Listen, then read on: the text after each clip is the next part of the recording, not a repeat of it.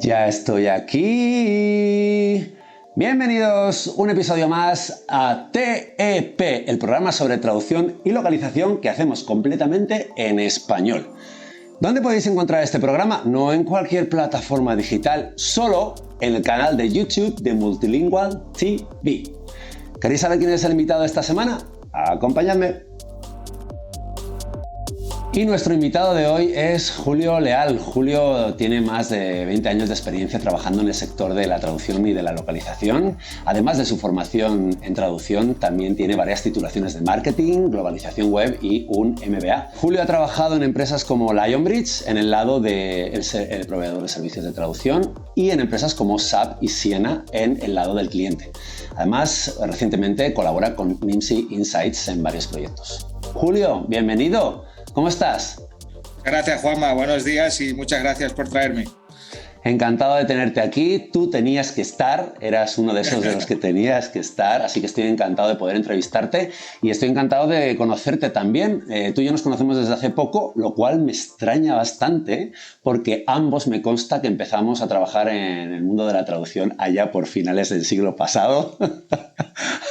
Aunque esto suene un poco así, pero bueno, donde éramos cuatro gatos. Efectivamente. Y es raro que no nos hayamos cruzado antes en el mundo este y más en España, que aquí sí que es reducido, pero bueno, nunca es tarde si la dicha es Nunca buena es y tarde. encantado de conocerte, Juanma. Efectivamente, igualmente. Bueno, Julio, vamos a hablar un poquito de tu trayectoria, de toda tu carrera dentro del sector de la traducción y la localización, que es bastante amplia y además, digamos que has trabajado en ambos lados, ¿no? De eso hablaremos un poquito más tarde, pero ahora me gustaría que me contaras un poco, pues cómo fue tu formación y cómo empezaste en este mundo. Muy bien, pues como muchos del sector, hice la licenciatura de Traducción e Interpretación por la Universidad de Granada y bueno, al final del año, el último curso de la licenciatura, empecé a hacer prácticas en una empresa de traducción allí en Granada que colaboraba con SDL y fue un poco donde empecé a trabajar un poco en el mundo de la traducción y la localización y básicamente cuando te das cuenta de que el 70-80% del temario de lo que has estudiado poco tiene que ver con la vida real de traductor y localizador. Así que es un baño de realidad y bueno, fue toda una experiencia. Y es ahí un poco donde empecé ya a tomar un poco de inercia en la carrera. Me encanta que seas licenciado en traducción e interpretación por la Universidad de Granada. Yo lo intenté, pero no tuve tanta suerte. Yo le dije a mi madre, mamá, que me voy a estudiar a Granada. Y me dijo, Alcalá de Henares, que te pilla más cerca. Así que bueno, por lo menos que hubo gente que pudo hacer eso que yo tanto quise, pero bueno, aquí estamos. Empezaste, como dices, haciendo prácticas ahí en Granada y pronto empezaste a trabajar en Lionbridge.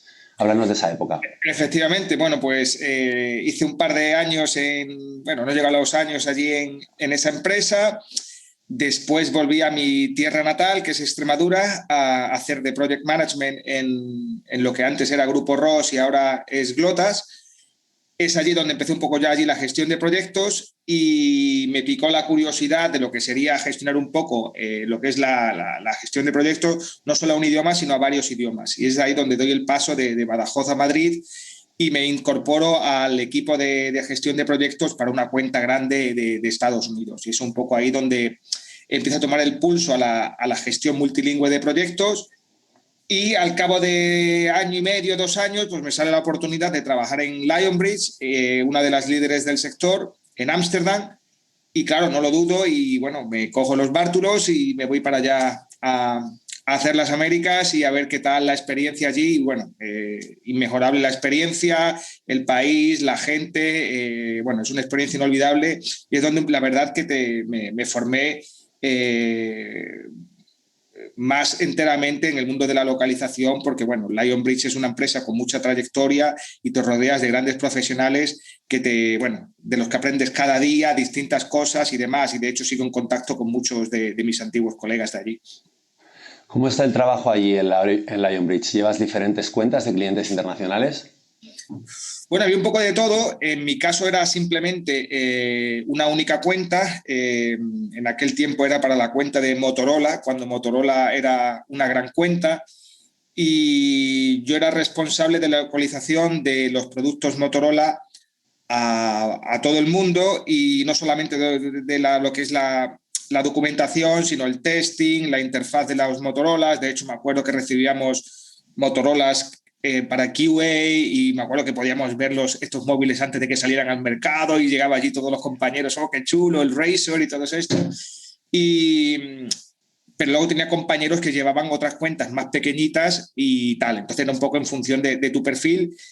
Y bueno, el equipo de Lionbridge, que llevaba la cuenta de Motorola, éramos varios los PMs, había un account manager, teníamos recursos de DTP dedicados, es decir, una cuenta muy grande que abarcaba muchos empleados dentro de la oficina de Ámsterdam.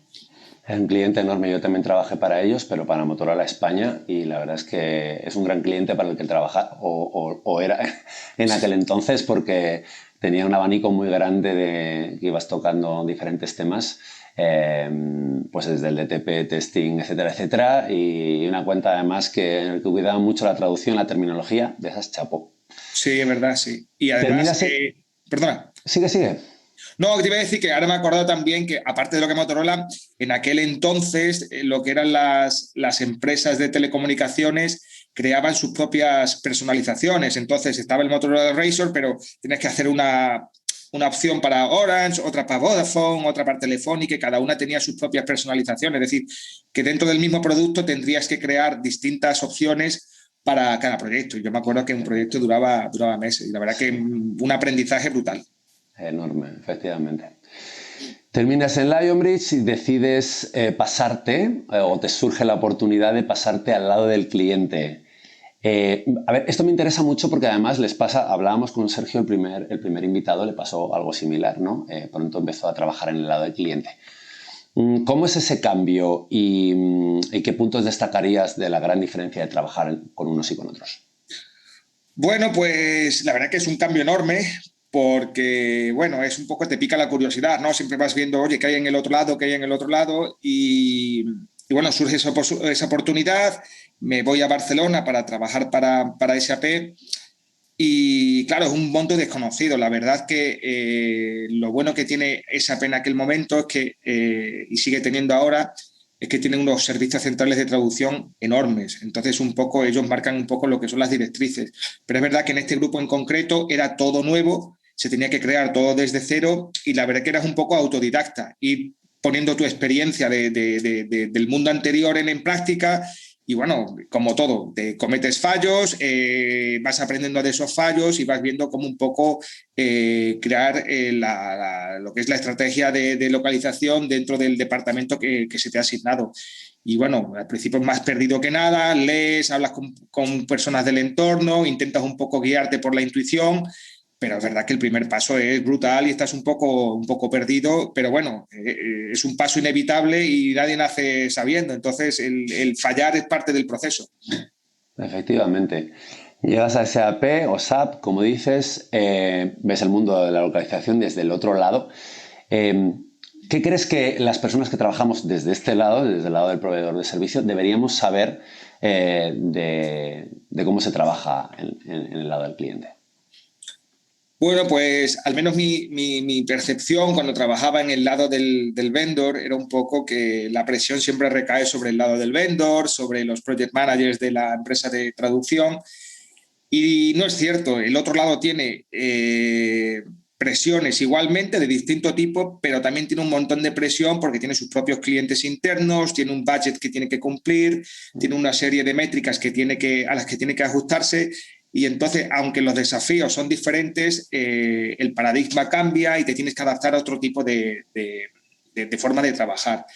Entonces, lo que sí es cierto es que tener la perspectiva del lado del vendor para luego aplicarla en el lado del cliente te da la virtud que sabes muy bien cómo las empresas de la traducción pueden ayudarte a ti, que sí, que no le puedes pedir a una empresa de traducción, que eso muchas veces para los jefes de localización del lado del cliente que no han pasado por el lado del vendor, bueno, pues igual no son tan realistas a la hora de crearse las expectativas de qué se puede y qué no se puede pedir a los vendors.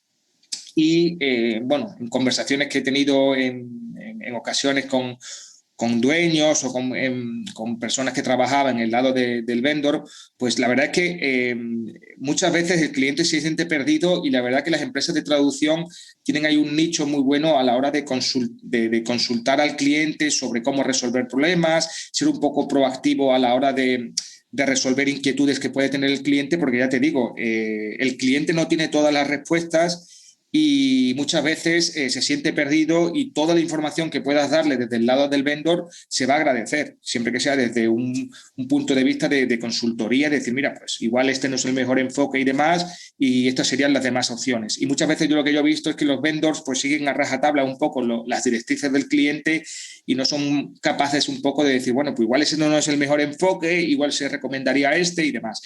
Pero bueno, ya te digo que esto lo da la experiencia y una vez que has estado en los dos lados eres capaz un poco de distinguir las expectativas. Hay que calibrar un poco, yo creo, ¿no? Porque yo como profesional que siempre he estado en el lado del vendor, mi intención obviamente siempre es ayudar al cliente a hacerle su vida más fácil y darle todas las soluciones que requiera, pero muchas veces me cuesta llegar a ellos, ¿no? Ellos están en su vorágine de proyectos y de timelines y de budgets y de Sí. todo, y muchas veces te dejan un poco más apartado. Pero claro, efectivamente lo que dices tú tienes razón. Ellos necesitan apoyarse en nosotros muchas veces para poder solucionar los problemas de una manera mucho más sencilla. Ahí hay que saber con cada cliente dónde tener el equilibrio para poder ayudarle de la mejor manera. No siempre es fácil, es una gran perspectiva y una gran reflexión la que has hecho, Julio. Muchas gracias. Bueno, dejamos SAP y entras en Siena, una empresa grande en la que te encuentras un departamento de localización. ¿Cómo? ¿Qué te encontraste? Bueno, pues te encuentras de todo.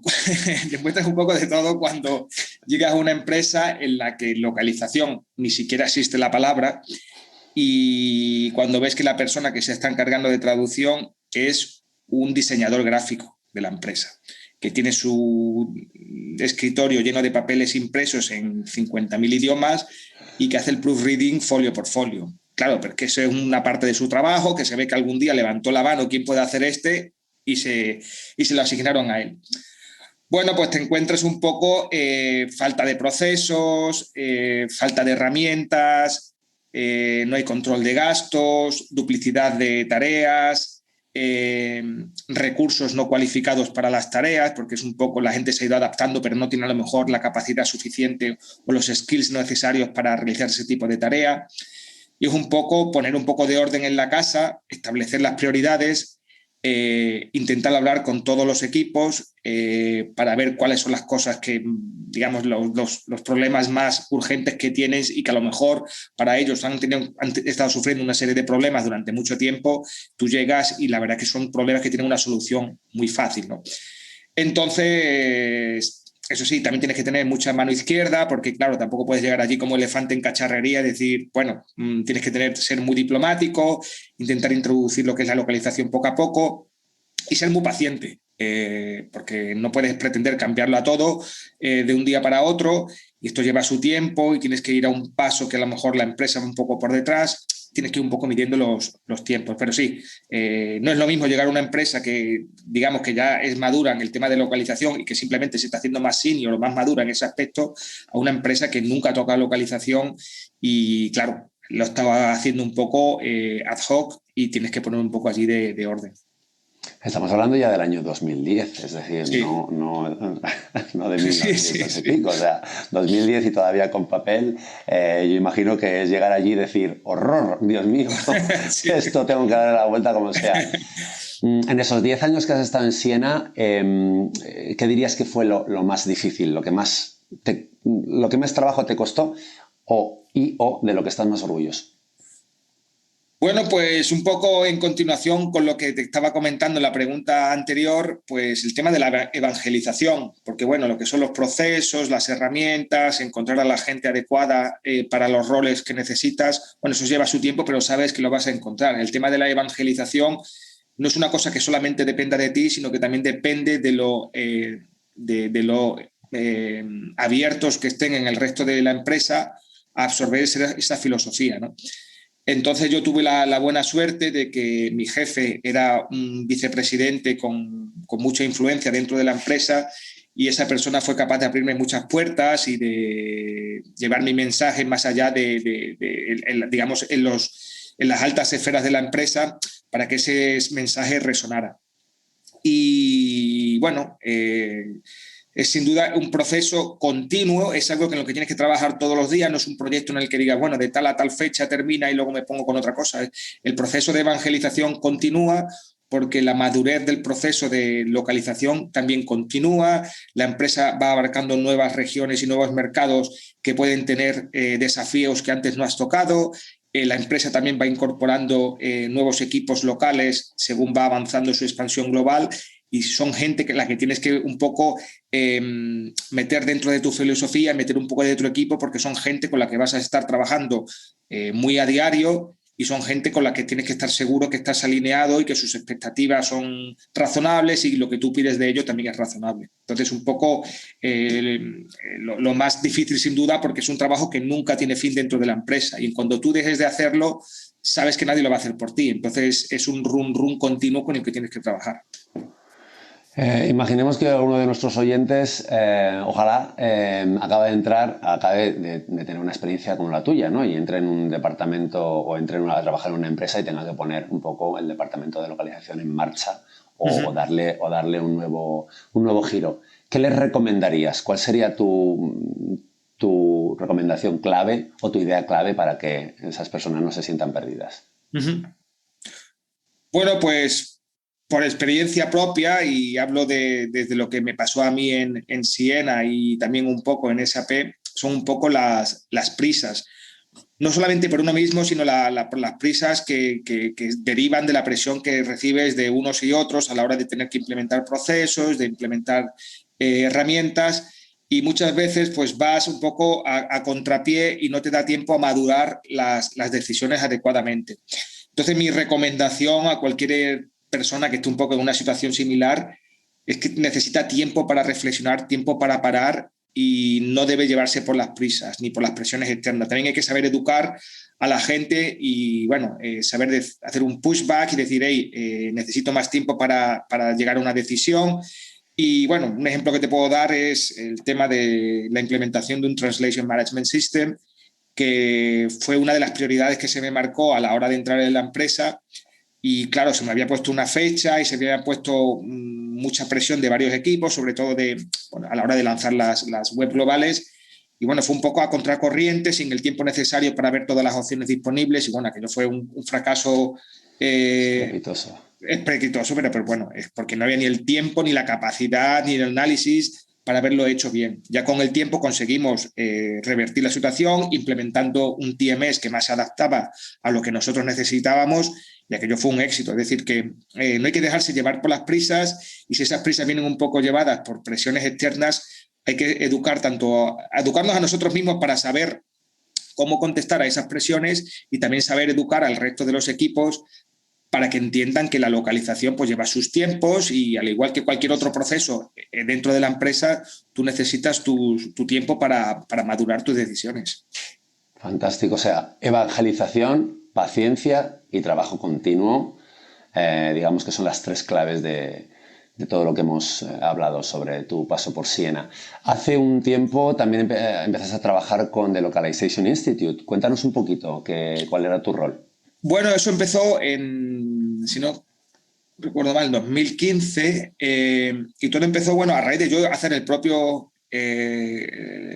la propia certificación, y me gustó tanto que estuve hablando con el profesor, el señor Nitish, de allí de la Universidad de San Luis, y se me ofreció hacer una colaboración dentro de lo que es el curso para hablar de ciertos temas. Creo que fue en ese año o el año siguiente cuando, de hecho, Ciena fue patrocinador de esa propia certificación. Estuvimos varios años como patrocinadores de esa certificación, porque entendíamos que era una forma de fomentar una titulación que ayudaba mucho dentro del sector de la localización y que faltaba en aquel momento.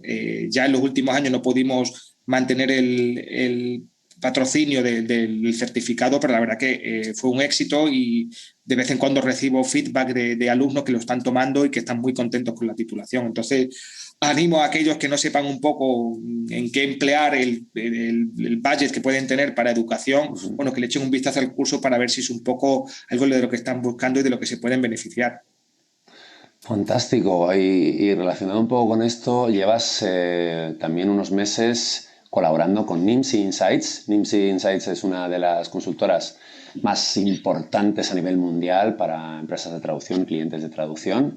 Me gustaría que nos contaras un poco cómo contribuyes o cómo colaboras con ellos al desarrollo de esta gran empresa.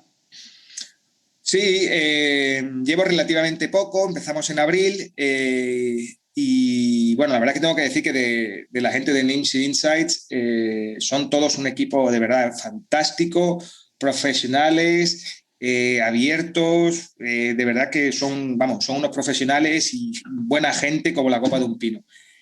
Y la verdad que da gusto tratar con ellos y hacer cosas con ellos. Empezamos haciendo un workshop hace unas semanas para ayudar a los LSPs un poco a saber venderse a clientes finales, ¿no? Que es uno de los temas recurrentes y es un poco ponerse en la piel del buyer para saber qué piensa, cómo piensa, saber definir una persona, una buyer persona, para así un poco saber personalizar el mensaje y saber qué approach tienes que tomar a la hora de intentar conseguir clientes finales, porque eso es, como ya hemos dicho, es uno de los temas más recurrentes del sector.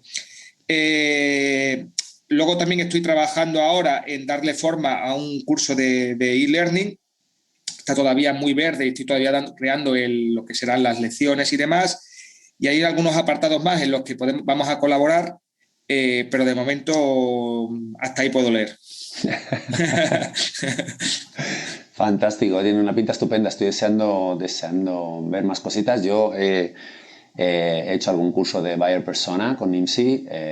Creo que es el curso que todo director o trabajador en un alto cargo de una empresa de traducción tiene que hacer. Es decir, es fundamental conocer quién puede ser la persona que esté al otro lado para poder vender. Es increíble y te abre muchísimo la mente. Lo recomiendo de aquí a todo el mundo.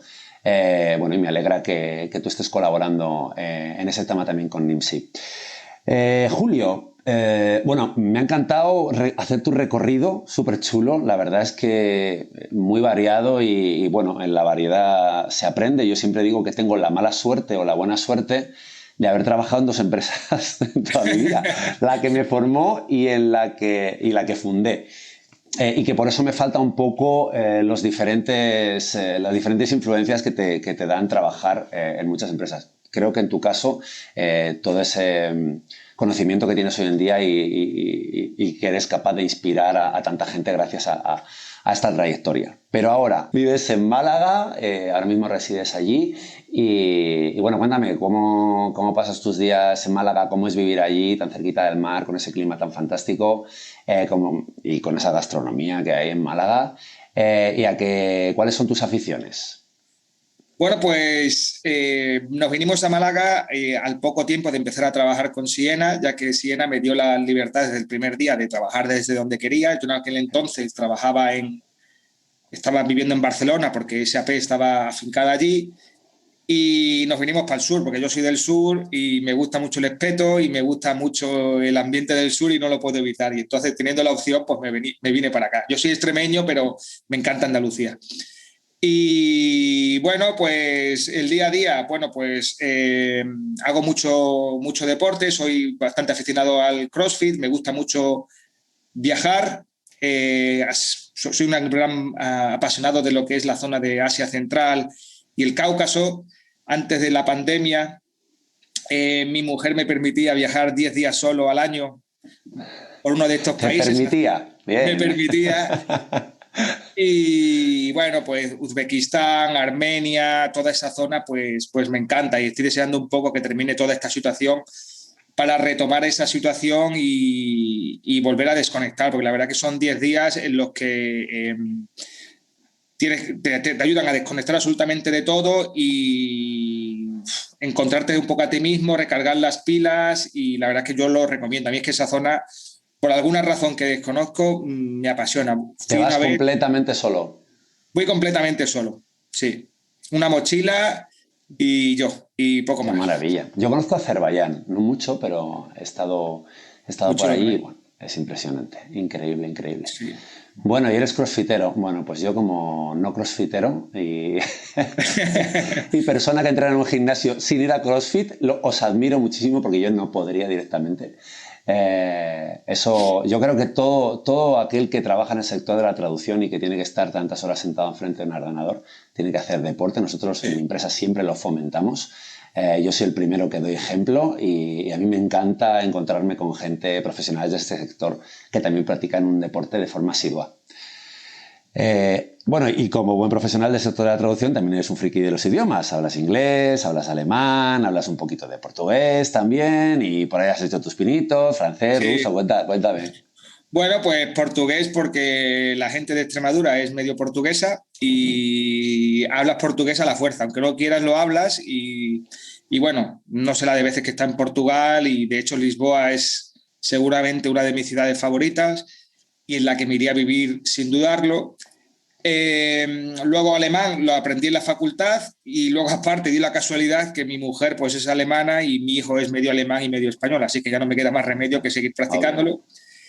Y luego en la facultad estudié un año de ruso, no es que se me diera bien especialmente, pero luego con el hecho de retomar mis viajes a Asia Central me di cuenta de que, es que el ruso es la lengua franca allí. De hecho, cuando Claro. tú le dices que no hablas ruso, yo me acuerdo el primer año que se le abrían los ojos como diciendo, es como si en el mundo occidental le dices que no hablas inglés, ¿no? Pues allí, ¿cómo que no hablas ruso?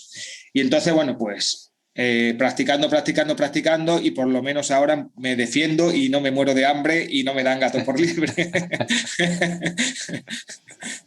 Lo cual es muy importante, obviamente, sobre todo en aquellos países. Sí, señor. Vamos ahora con la pregunta del millón, Julio. Hemos hablado de tu vida profesional y tu vida personal. Y si Julio Leal no hubiera sido un gurú de la localización, ¿qué hubiera sido? Esa es muy fácil, Juanma. Esa es arqueólogo, pero vamos, desde el día uno que hubiera nacido saliendo de un sarcófago. Eso lo tengo clarísimo. No sé por qué, pero bueno, seguramente mi afición por Asia Central también viene un poco de ahí. Y bueno, mi generación y seguramente también un poco anteriores y posteriores con el tema de Indiana Jones y todas estas sagas nos crearon una gran influencia y la verdad es que me apasiona. Intento transmitir esa pasión a mi hijo y mi sueño es, una vez que sea un poco más mayor, llevármelo a, como dice mi mujer, a uno de estos sitios raros y pasar con él 10 días, pues enseñándole un poco por donde yo he Qué estado maravilla. visitando y que él retome eso. Ese es mi objetivo a largo plazo. Qué bonito, qué maravilla. Pues el mundo se ha perdido un gran arqueólogo, pero todos hemos ganado un gran profesional del mundo de la Muchas gracias, localización. Juanma. Julio Leal, muchísimas gracias por estar en el programa hoy. Para mí ha sido un honor entrevistarte, que nos permitas o nos hayas permitido conocerte mejor. Para mí, para muchos, es un gran referente en este mundo. Te deseo todo lo mejor, seguiremos en contacto, seguiremos sabiendo de ti. Gente, seguid a Julio en LinkedIn y en sus redes sociales, porque siempre tiene un montón de cosas interesantes que contarnos. Un abrazo, amigo. Espero verte pronto en el sur. Aquí no subas, que ya bajo yo. Yo te espero, no te preocupes. Muchas gracias, Juanma. Ha sido un placer por mi parte también. Gracias, Julio. Y a todos, pues nos vemos muy prontito. Un abrazo para todos, cuidaros mucho y ya sabéis, nos vemos en los bares. Hasta pronto.